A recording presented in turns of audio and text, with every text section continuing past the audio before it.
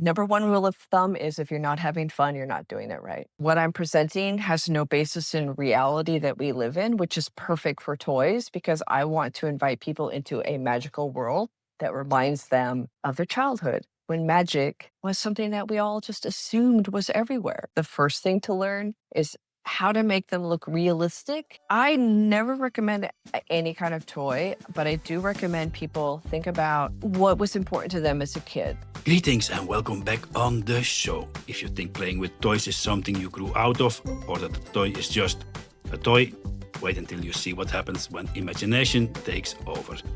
If you want to see how that really actually works, well, you're in the right place. I'm Tom Jacob and this is the Camera Cafe Show. My guest today, folks, is Shelly Corbett, a photographer from Seattle who has spent more than a decade building entire worlds using toys. From Lego minifigures to carefully crafted scenes that feel like they belong in a movie. Her work is all about turning something small into something that feels surprisingly real. And over the years, she not only developed her own style, but also helped shape a global toy photography community through platforms like Stuck in Plastic and Toy Photographers. In this conversation, we talk about how it all started from a simple moment of play to now teaching fun, creative workshops on how toys can become powerful storytelling tools.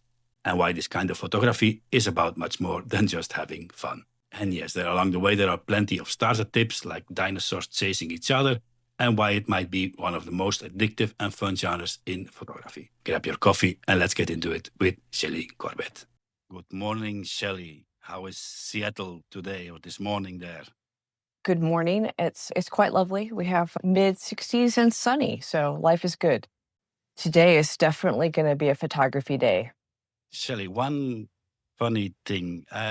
You showed me by coincidence the story of Lego. So I said, oh, it might be interesting for Shelly. So I watched this documental about Lego. They talked with a group of people, and I think they called them like themselves AFOLs, like adult fans of Lego. You are an AFOL, Shelly? Yeah, I am an AFOL, yes. Okay, and it consists in building your own Lego cities and ideas? The Lego umbrella, the Lego community umbrella is very big, and there are people in it that do many different things. Building is one of them. I have a friend who's a jeweler, and she makes jewelry out of Lego parts. I do photography with Lego parts. I think there are other people who are pushing the envelope on sculptural aspects of it, mosaics, which are more painterly in nature, a lot of movement oriented. I just building cities and recreating the universe in Lego is just one piece of it. Does that make sense? Yeah, it makes sense. And I can see it in the back of your room. There is full with boxes, neatly classified. Neatly, I'm in the middle of moving my studio, so I've a lot that still needs to be organized and put away, but it's always organized chaos. I know exactly what you mean. Shelly, talk to me a bit about how you first got into photography, like your early influences before toy photography. So I was at university and I was getting a degree in graphic design and I didn't make it into the program. And they said a nice sort of parallel track would be photography. I went and did a summer in photography through there and really enjoyed it and just stayed. So that's how I got into like deep dive. I got it in photography through university, which the program that I was in was pretty free form, do what you want. Uh, so that's where the photography started. And it's interesting that even in the work that I'm doing now, I see inspirations that go all the way back to the early days of what I was being introduced to at that time and how I was approaching it. Yes, and your early days weren't at all toy photography. They were more human inspired subjects. Photography has always been a form of personal expression and personal understanding. And my early work was all around nudity, the female form, and I was photographing underwater because I was inspired by Brett Weston and one of um, Weston's many sons. I think he had 3 of them, and then postcard I saw on the wall of somebody who had been doing these underwater, more like compositions, because this is Mhm. film days way before digital composition or any of that kind of stuff, and then those 2 ideas came together in my mind, and it was just a matter of finding a pool, finding some models, figuring out what they were gonna wear. A professor said, "Why are they even have clothes?" So that was like a whole nother genre of just going another track to explore, which was the whole idea of nudity. How do you present that in a way? And then creating an still creating an alternate universe of a magical place where this other reality exists. Because when I was photographing underwater, I was using a rangefinder, which means that you can't actually see what you're doing. And then also you're underwater, got a mask on, you're floating around, they're floating around, lighting's weird. I was flying by the seat of your pants. And so what I would get was always when if I got something, it was always like a holy F moment. So that was delightful.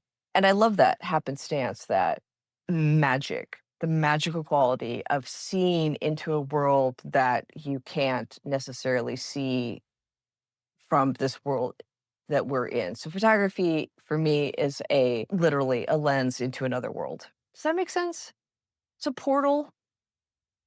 I think in a way it's a bit the same what you're doing now.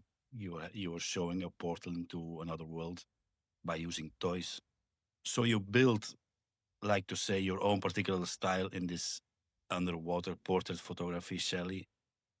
And then suddenly came a moment that you said, "Hey, maybe these toys can give me another idea." You remember And when it started?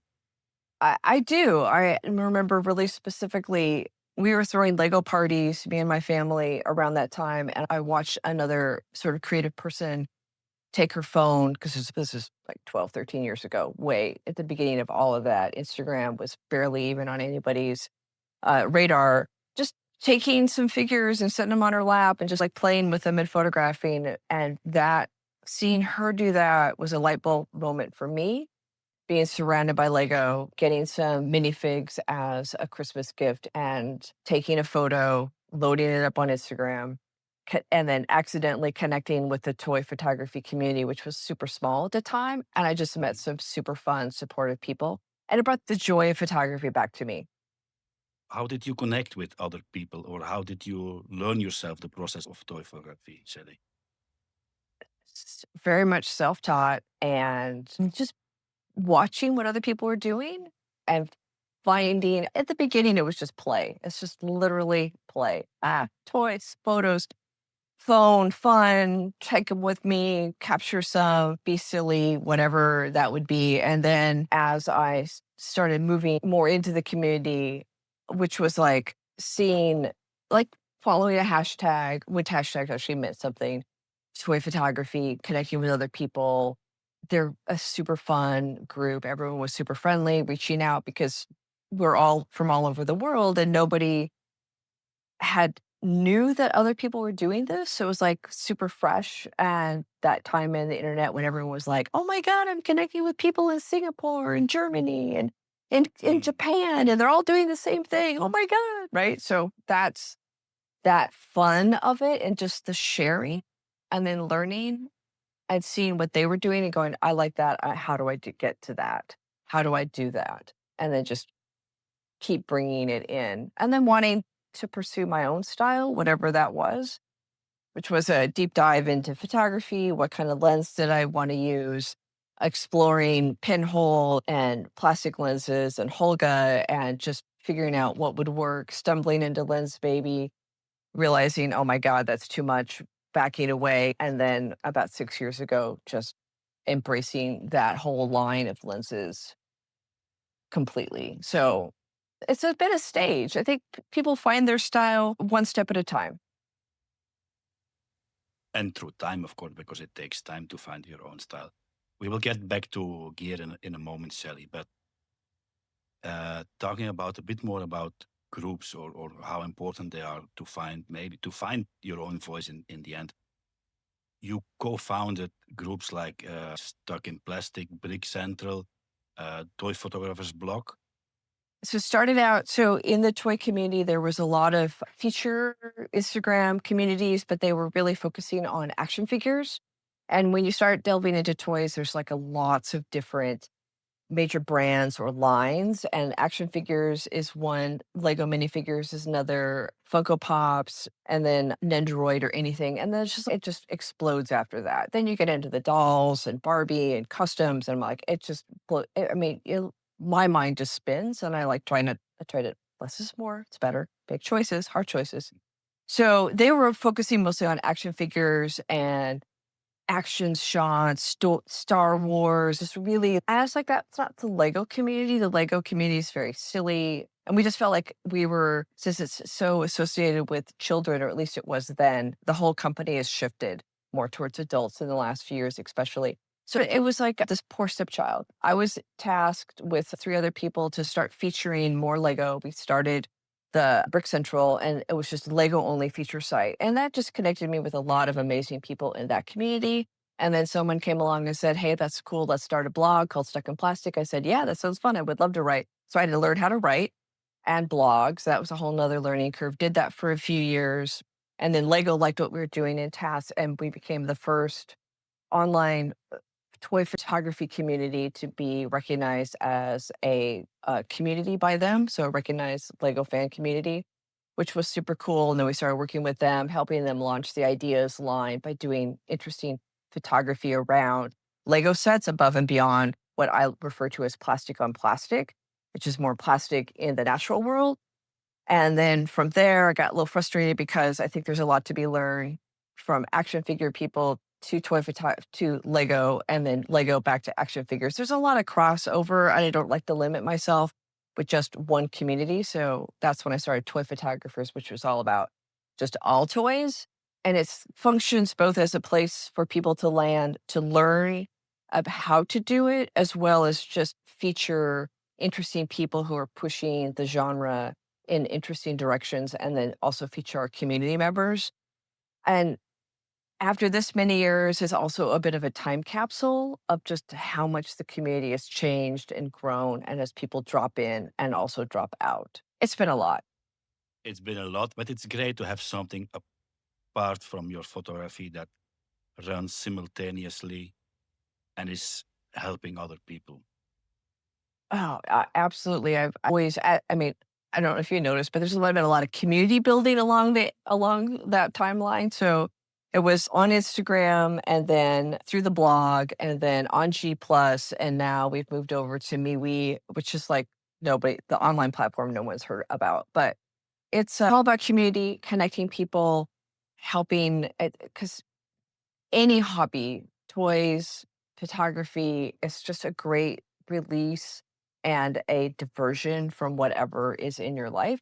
And I like toys because it forces people to tell personal stories, or at least I like to force them to do that. And because I do that, and I find it to be really mentally helpful and emotionally helpful. Mhm. And I think anytime you play with toys is has a therapeutic mental health component to it, whatever you want to call that. So it's a lot of giving back and getting back from the community. And it's fun, of course. You're playing with the toys. I'm doing the podcast. So it's all about helping. Number one rule of thumb is if you're not having fun, you're not doing it right. Of course, of course. Shelly, let's dive into the gear. What gear are you using nowadays to make your pictures? So I have my trusty Sony with the 7 III is what I have. I haven't upgraded beyond that because once you start upgrading, it's just pixel size. And for me, it really comes down to pixel size and video. And I'm not interested in doing video. So I'm like, I've done that. I did that for 7 years. I'm not interested in going down that pixel size. It's great. But then it also is a storage nightmare. I'm like, I'm fine with my 26 or whatever it is. And then I'm a big fan of Lensbaby, and this is why. It's because I can do this with it, which is like super fun. And also, I'm a bit of a cost conscious sort of person, so I can have one what they call the Composer Pro 2, which is this element, and then from there, I can just switch out the optics, and so I can get a lot of bang for my buck, i.e., different what I like to refer to as my lenses as brushes. Each one has a different effect. They don't take up very much room in my camera bag, which means I get to take more toys More with me. toys. Excellent. I was just thinking. Shelly, just for people maybe listening that aren't aware what is Lensbaby, tell me a bit about them. What is a Lensbaby and how you came to use them? Baby Lenses is Lens Baby is a small company out of Portland, Oregon, which is just down 3 hours from Seattle, which is where I live. And it's the lenses that they create are all special. They're art lenses specifically, and each one has an effect it's going to bring to your image. It could be what they call a sweet, which is a sweet spot of focus. That spot of focus you can move around your lens, your focal plane. There's the edge, which gives you a line of focus that you can literally move up and down or back and forth across your focal plane. Then there's the twist, which is like a pencil lens, which gives you an edge of it'll twist your bokeh around the edges into this lovely surrounding your image. And then there's the double glass, and then you can effects, and then they have the Omni. It's like all these you have it's a beautiful system of just exploration. A lot of people start with a velvet, which gives the if you've ever edited your photo on your phone and you can do the glow, which gives a glow around your image, that whole lens, that's all it does is give a glow. And depending upon how wide open or stop down your aperture is, you can control how much the glow is. And all the effects are adjusted that way. If it's wide open, you're going to have maximum effect. If it's stopped down to 11 or 16, you're going to have a minimal effect. I, being the extremist that I am, go wide open all the time. So I'm usually photographing somewhere between 2.4 or as wide open as it can, and maybe 4 or stop down would be like a 5.6. So what that creates for me is a it creates an environment of because what I'm presenting has no basis in reality that we live in, which is perfect for toys because I want to invite people into a magical world that reminds them of their childhood when magic was something that we all just assumed was everywhere. And I have to point out one moment, Shelly, you are a Lensbaby ambassador, of course. Yeah. How, how they picked up on your work? Did they pick up on my work? Good question. I can't oh, I know what it was, is before the pandemic, they had put out a call for entries to apply to be and it wasn't an ambassador, it was a lens maybe something else, like master, I can't remember what it was. And I remember being on a plane to Hawaii and telling my husband at the time going, "I'm gonna apply for this." And I sent in my application, and then they said, "Yeah." I was like one of 10 people that was chosen to be part of this, and then the pandemic hit, life, as we all know, shut down, and then because they couldn't do this program, they started up the ambassador program, and I was just rolled into that, which is lots of fun. I'm sure. So you have any kind of promo code I can use if I buy one, I get a discount? It's W Corbett, and it's 10% off any lens or product that is not something that they've just introduced. Yeah, and then also, if you use my code, I will happily walk you through the lenses. I have on my website a page that's just about Lens Baby, which talks about what each lens does and how I use it. And then if somebody comes to me and says, "Hey, this is what I'm photographing, this is what I want to do, what would you recommend?" I will give them some options and then support them. I'm like, I love it. And anyone I can inspire to try it, I'm like, I will support you because it's a bit of a learning curve because they're manual lenses, and I know a lot of people get really they rely on manual focus so much and the camera doing so much work, and I'm like, here, let me help you. Let me help you with the first 30 days so you feel confident that you can just keep going with it. Don't give me too many ideas now, Shelly, because I'm going to end up buying one. I think one time I have to do a podcast about how photographers can find more hours in a day to have free time. Ah, I'll watch that. Help me. yes, I know. Shelly, I'm talking about maybe challenges gear wise. We have the camera, we have the lens. Any other equipment I should have to start off? Some sort of, it depends. It's everyone has their own way they're working. And it depends on if you want to go studio and work in a studio or if you're going to work outdoors. They require different tools, but the ones that overlap with toys is how are you going to support your toys? That's pretty much starting. So some kind of wire tack, some sort of tools to cut and shape your wire. How are you going to attach them to your toys? And depending upon your toy choice, that's going to change a little bit. Like if you're working with a soft toy, like felt, I have one of the people I work with, she literally stitches her toys into where she wants them and then unclips them when she needs them to do something else. So versus an action figure wire, Lego parts, hot glue works pretty well, any kind of hardtack. So it really depends. So that's how to pose your toys. That's like the first thing to learn is how to make them look realistic, and then how are you going to a realistic pose in a toy that has limited articulation? And what does that look like? So that's the first step. And then camera gear, it's like some sort of bounce card because your toys are hard plastic. They're going to be super reflective. So you need to be really cognizant of hot spots. How are you going to minimize it? How are you going to bounce your light around? How are you going to use diffusers? And then are you going to do that outdoors or indoors? Extra lighting. Since I've been in um, gone down this route, the range of lighting from any kind of macro photography is just blossomed. You can get inexpensive stuff for around $35, or you can do high end 100, for a single light. It really depends on your budget, what you need, how waterproof it needs to be, how long your battery life is. Or you can do something as simple as a make your own DIY bounce card, similar to what you might like a professional or like a portrait photographer might have one of those great things that flop spring out in big round reflectors. You can make your own because working on such a small scale. You don't need professional equipment, but you can make that for scale to your figure size. Mm. I Does was that kind thinking, of help? yeah, I was thinking that maybe lightning would be important because I also do macro, but of course, my subjects they move. So I use the flash because it makes my life much easier. But I think you are working with sunlight, no, in your work? I'm working with sunlight, but things in the natural environment like flowers, bugs, they're going to absorb the light. Plastic reflects it.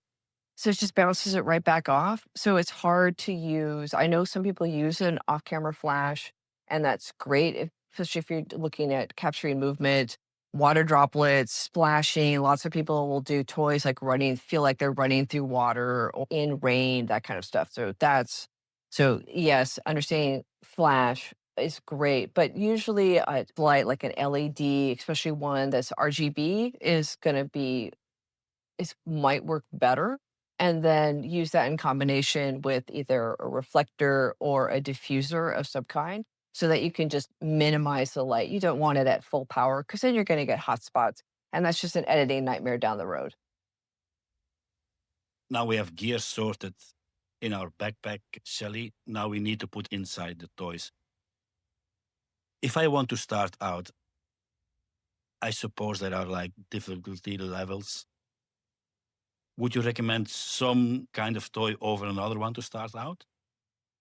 I never recommend any kind of toy, but I do recommend people think about when they're thinking about toys is what was important to them as a kid. Because we're all of an age that toys were around when we were children, right? And many people will have toys in their universe. They may not even notice it. Like, what movies did you like as a kid?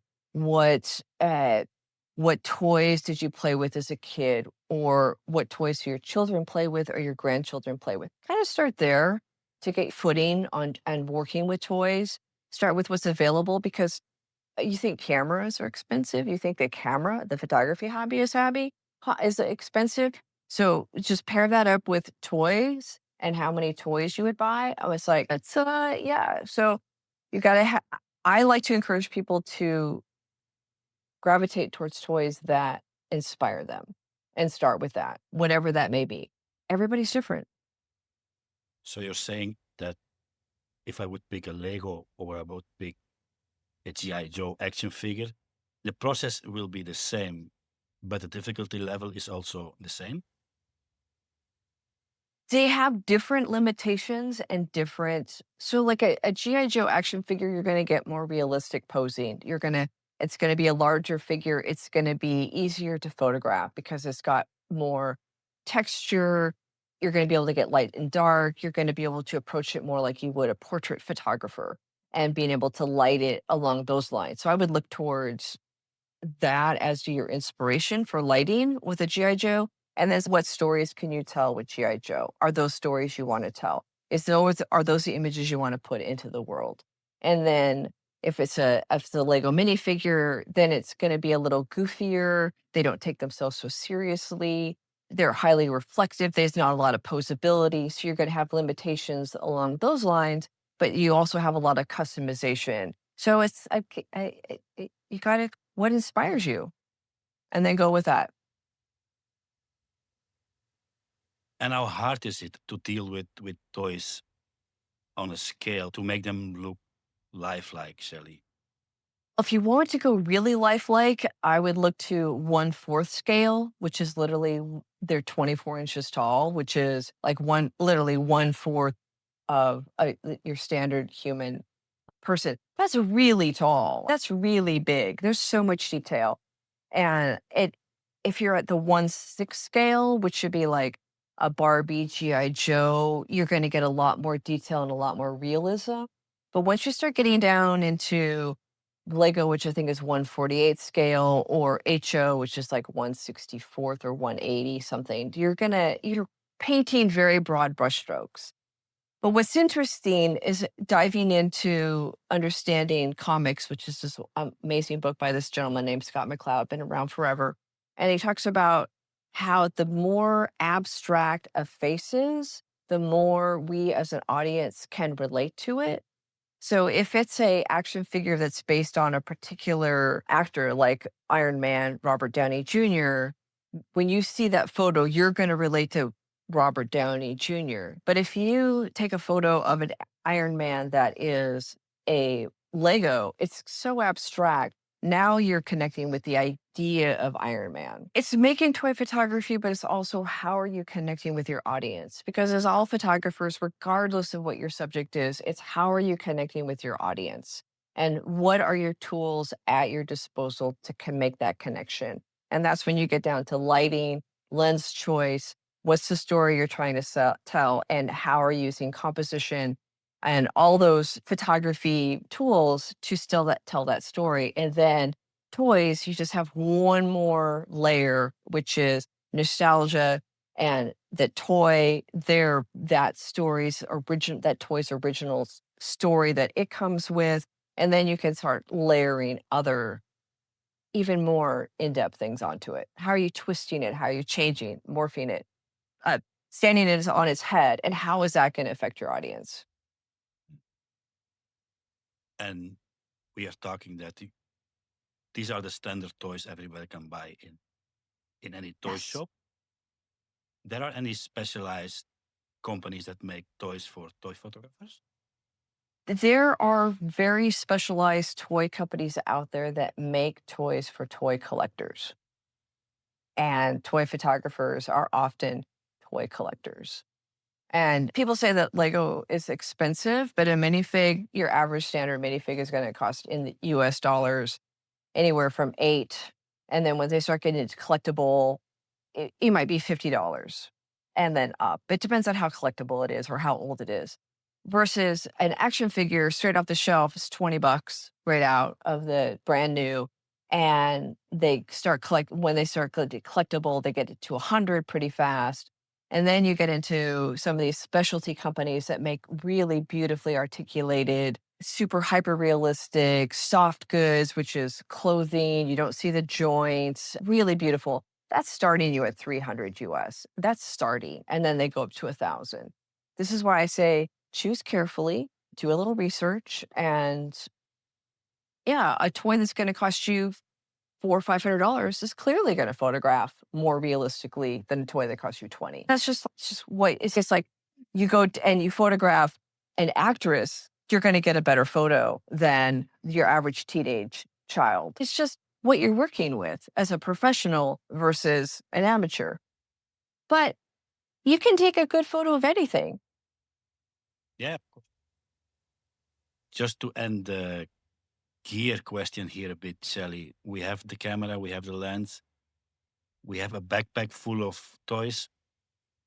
Anything else you take inside when you go outdoors? So my kid is always toys already staged because I find that when I go out in the universe, if I don't already have my idea ready to go, I'll get out Mm. there and I lose my brain because I'm thinking too much about lighting, location. So I got a bin of toys ready to go, my camera, some spare lens optics, a bounce card, one additional light, and hand clamps and a knee pad because the ground is hard and I tend to be on it quite a bit. There you go. Pretty simple. I travel light because remember I talking about the underwater stuff? That Mhm. was literally taking an entire van full of dry fabric into a swimming pool and wandering out of it after 6 hours with a van full of very wet. And I just like, so much went into that. And I just like, now that I'm doing toys, if it doesn't on my back and I can't carry it in and out and hike 5 miles, it's not happening. I don't do a tripod. I know a lot of people do, and there's lots of good options, and I can guide people towards good, solid choices there. But I find that the line between a toy looking like it's alive and a lump of plastic, you need to play with that line. And when you've assigned yourself a spot using a tripod, it's very hard to find that. Let's talk a bit, Shelly, about creativity and ideas. Where you would say you get your ideas from? It's a combination of and I've given this so much thought. I can list off all these different things that the universe, it comes in, but it's a delving deep inside who I am, what I believe in, what I loved as a child, and accessing the little inner child in there, bringing her out to play in combination with the toys. And then being aware of pop culture, I don't consume a lot of pop culture because I just literally don't have the time, but I'm aware of it. So I know who the characters are, kind of idea what the storylines are, and then combine that with who I am and what I'm exploring, which is all about independence, childhood themes, what it means to be a child, and then interpreting that through the toys. And then also just having a really cool toy and going, "I wanna photograph that," and that's enough. Because I always relate toy photography to the more funny side of photography. But can it also relate to maybe, say, bad things that happened in your life you want to show in through your toy photography? I have a so there's 2 different things though I will do. I never get tired of having my minifigs be chased by my favorite T-Rex and them running away screaming. Never gets old. It's fun to do. It's very silly. It always makes people laugh. So it's like, who am I going to make scream this month? But also, is if I'm having a really bad day or a really good day, it's like grabbing the toys and coming and going, like, how can I express myself and photograph that? And then putting those emotions in the photograph and then processing those emotions, even if it's on a subconscious level, it's a place to put them as a vessel to just hold it. And it's both good and bad. And how you keep your photography fresh, Shelley? How you avoid repetition? I was listening to a good podcast the other day, and it was about the difference between just nuance. It's like how is instead of going after the most exciting, fresh toys are always helpful, but it's also nuance and playing with the toys, pushing. I the last couple years, I've really tried to learn studio photography. So I'm learning new techniques, playing with new toys, trying new things, uh, new lenses, just trying to look at the world in a different way, trying to be curious, always trying to be curious, and then being open to, like, if I'm walking around, walking the dog or playing with the toys, or it's just being conscious of what's bubbling up and then writing that down. Always having an idea book. So if I get stuck, I can go back to like years of ideas and go, oh man, those are good ideas. I should bring those forward now. I have time. So it's like it's a combination of lots of things. And maybe challenge yourself, no, a bit. I think it's also a good challenge. You can challenge yourself with picking maybe more difficult to shoot toys.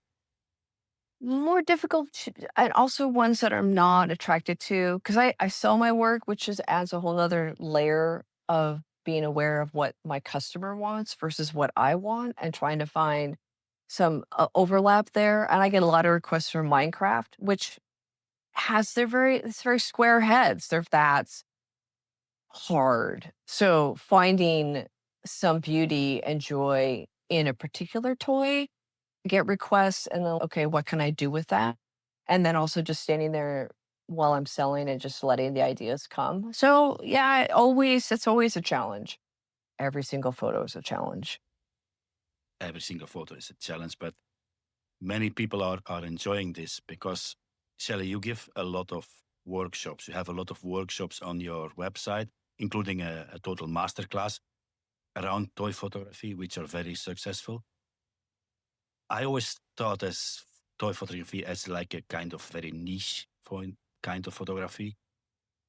But I think this world is slowly growing, no? There's more and more people picking this up or asking you for advice.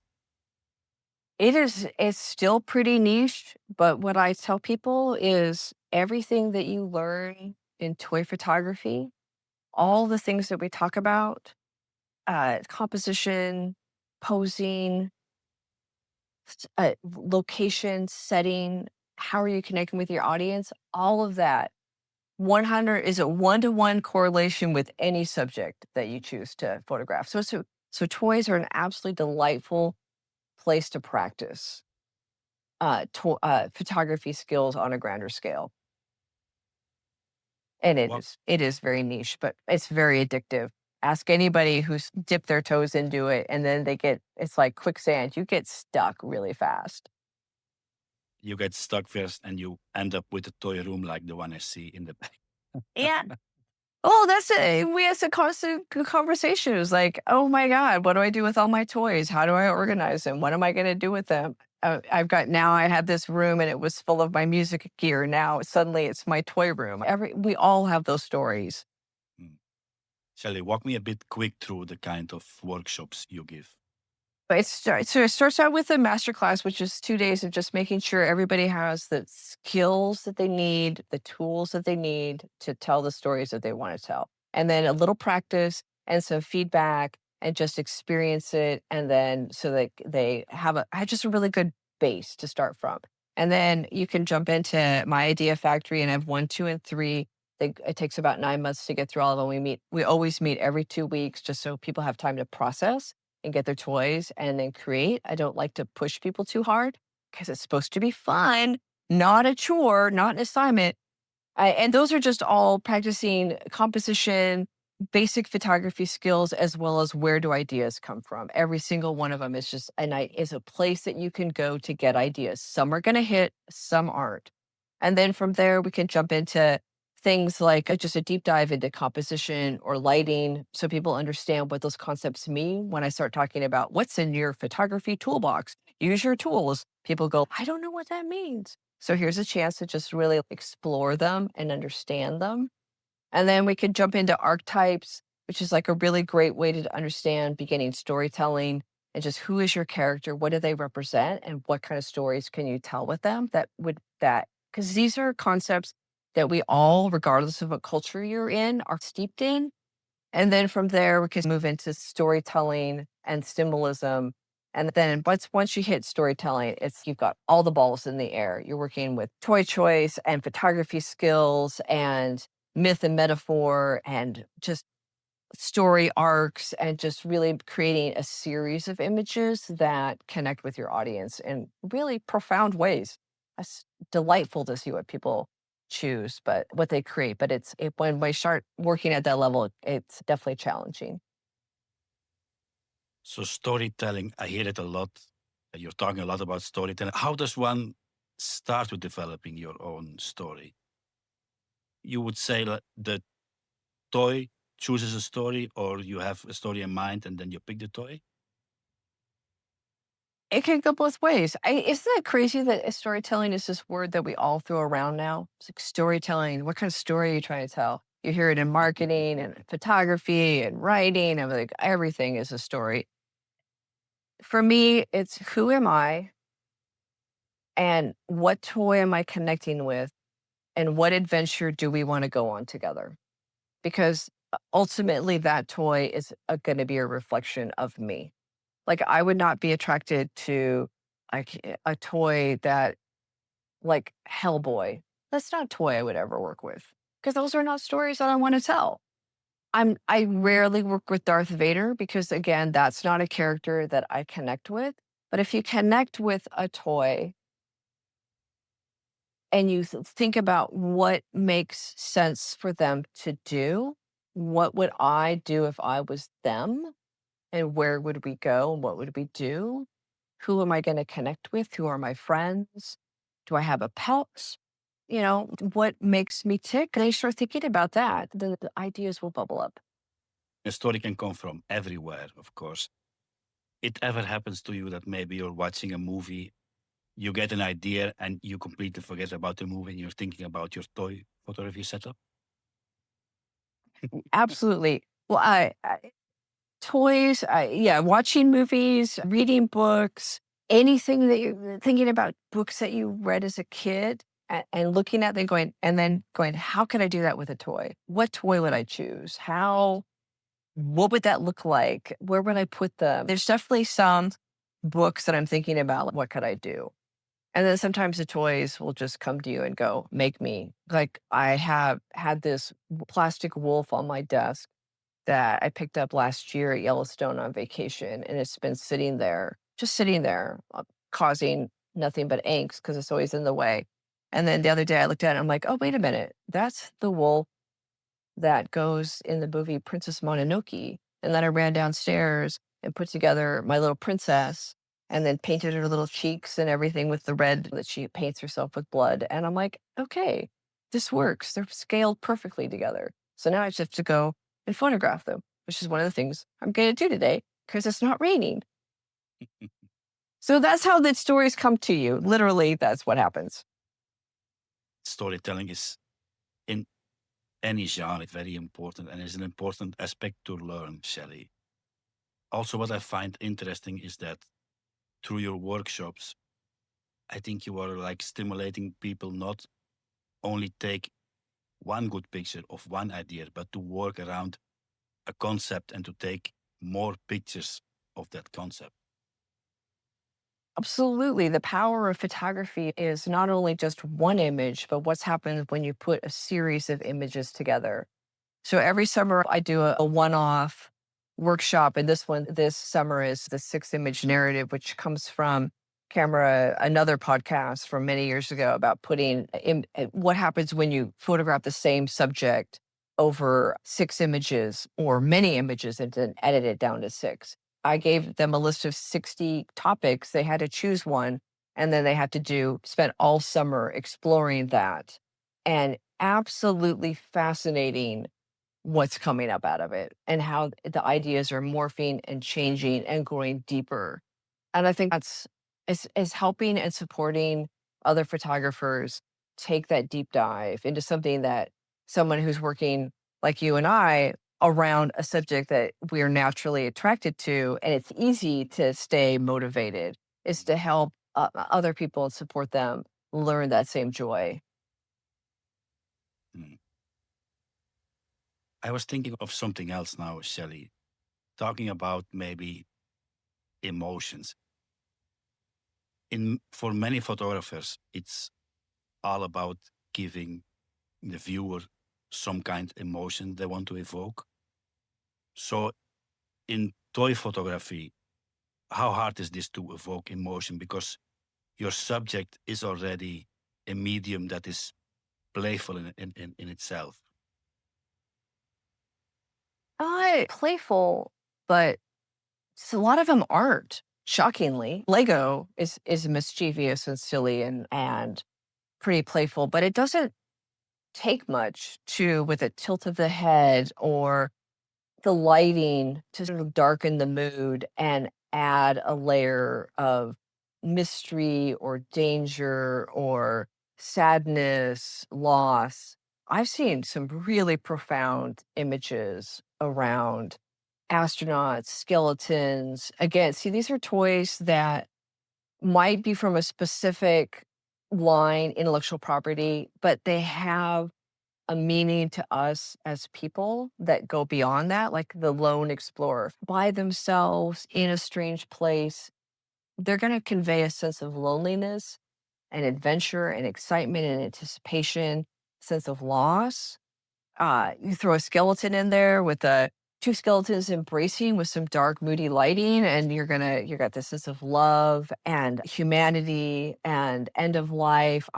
Yeah, you so much can be expressed. And what makes it more powerful is because you and I, they're toys, so we view them as a child's plaything. But then you start layering them with these human adult emotions, and I think they throw a stronger punch.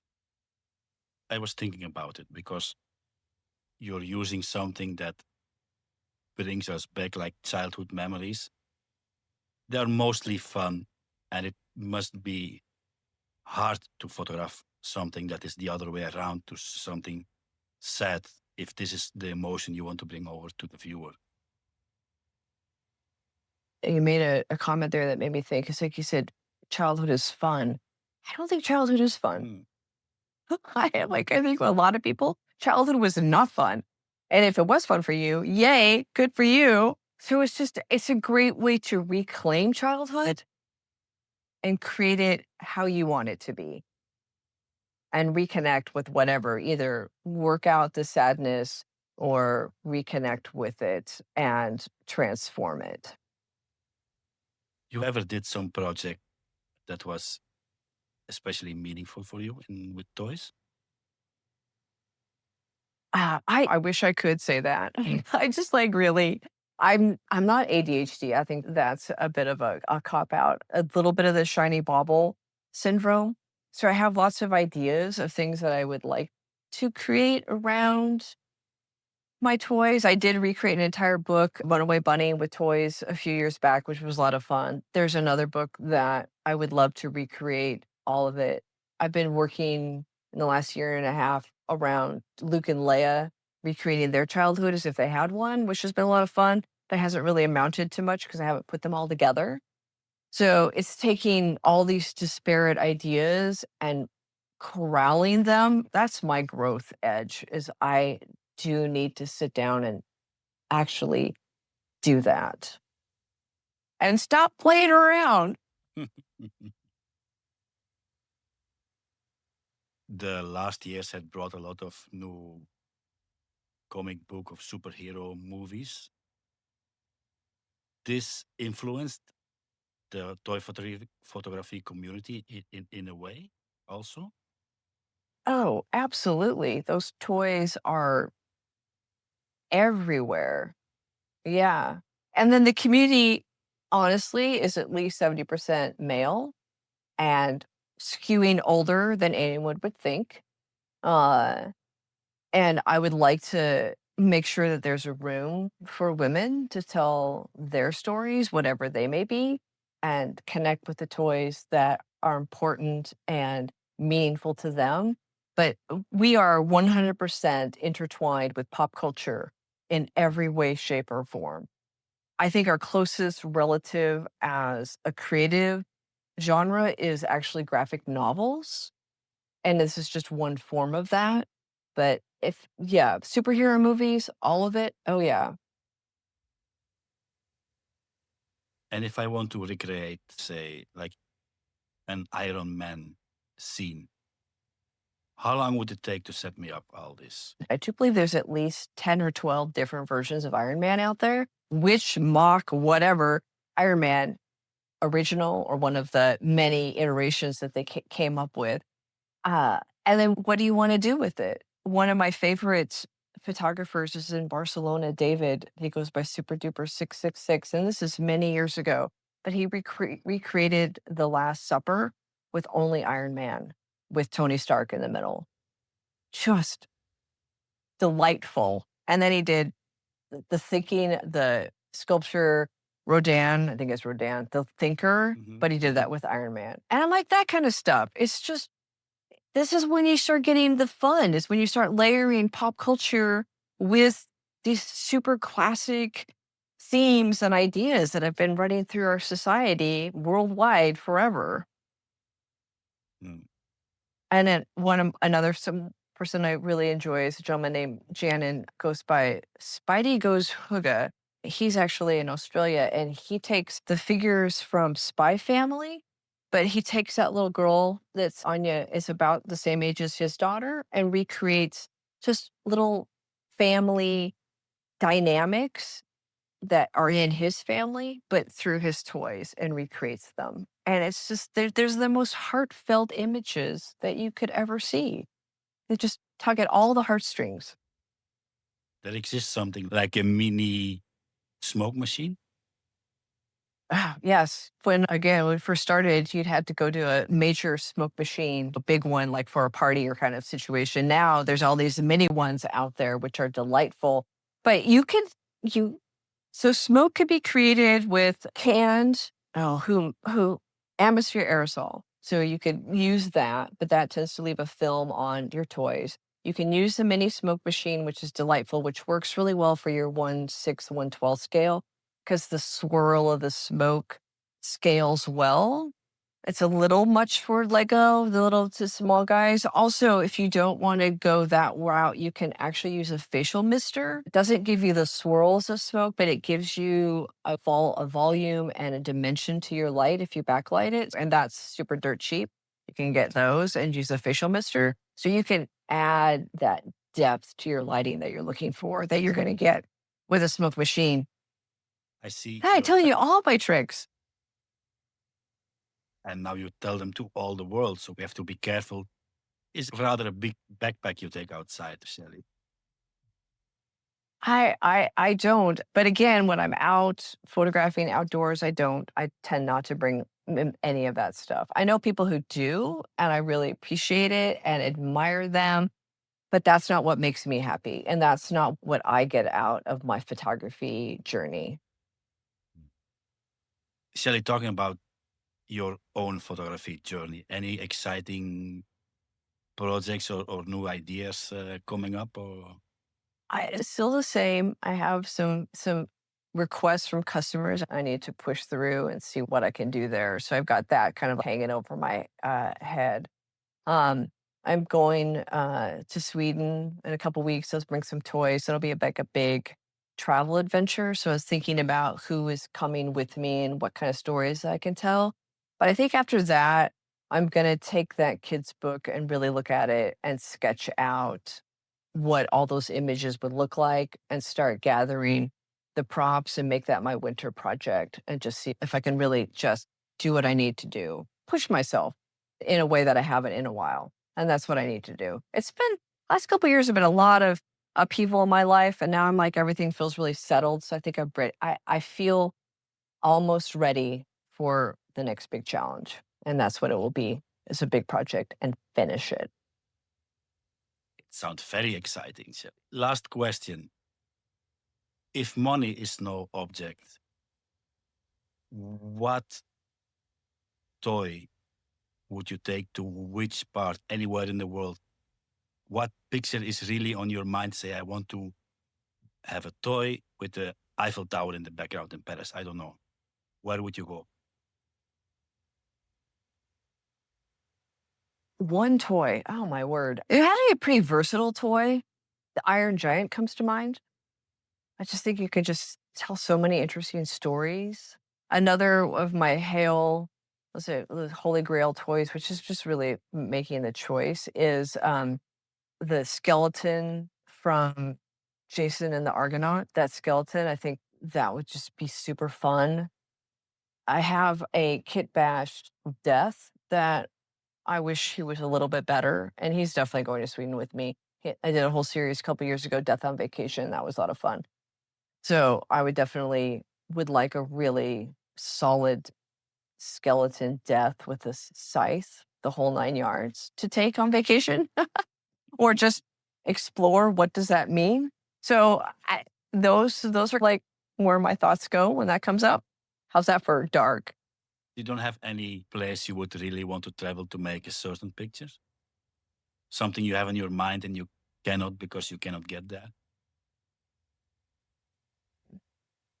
I mean, anything is possible, but does the location really make for a better story? But for your creative vision, maybe. Hey, you and I both work on a macro level, and once you get down on the ground on your hands and knees and you're down there, everything looks the same. So I have a friend in England, Tom, and he travels to all sorts of amazing places that look like they're otherworldly. And I guess if I go anywhere and I had infinite funds, I would go on holiday with him and just tag along because he just goes to these locations that literally feel like you just went to another planet. And that's probably would be the holy grail. But they would be places that look like lunar landscapes or mountain ranges that just take you to the more of a fantasy sci-fi element. So that's where I would go. Not Eiffel Tower. Yeah, it's cool, but it's not going to scale well with any toy I can think of. Okay. I was thinking more like Iceland and Star Wars figures. I think I have a good starting point there. Just need to get to Oh, Iceland. oh yeah, Iceland is incredible. Problem is, I've already done Iceland with toys. But yeah, the waterfalls and that volcanic landscape, and then if you can get anywhere near like the volcano itself when it's erupting, oh my god, the toys, the amazing. That'd be great for like any dragon. Would be incredible. Your creativity is spinning now.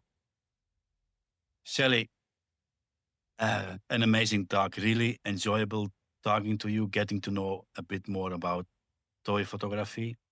I enjoy it It's been very much, Shelly. I have enjoyed this whole process very much. Thank you so very much for giving me this platform to talk about what I love and what really creatively gets me excited. And it's been a really pleasure getting to know you and what you guys are doing with your podcast and helping people just become better at what they do and open to all the different possibilities that this amazing hobby has to offer. So thank you so much for inviting me on. No problem. We try to inspire to get maybe into a new genre. And I think toy photography is a really exciting new genre to try out because most of us, we have some toy near and we can start already tomorrow.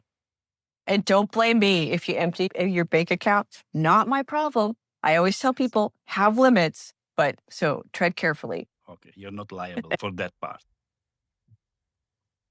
Shelly, thanks a lot. We keep in contact and have an amazing day still. Thank you very much. You too. Take care. Bye. Bye-bye. And that was my conversation with Shelly Corbett. Folks, photography like this shows that you don't need to travel far or have something extraordinary in front of you to create something interesting. And whether it's building tiny worlds in your backyard or just playing around with a few toys and a camera, it's a reminder that photography can be creative, personal, and just fun. If you want to see more of Shelly's work, you can find everything back in the show notes. You know, you can listen to this episode and many more on our podcast channel too. And if you enjoyed the talk here today, the stories, and maybe even a few laughs along the way, subscribe, leave a comment, and let us know which part stayed the most with you. Thanks for watching, and I'll see you next week here on the channel, where photography brews hotter than coffee. Adios.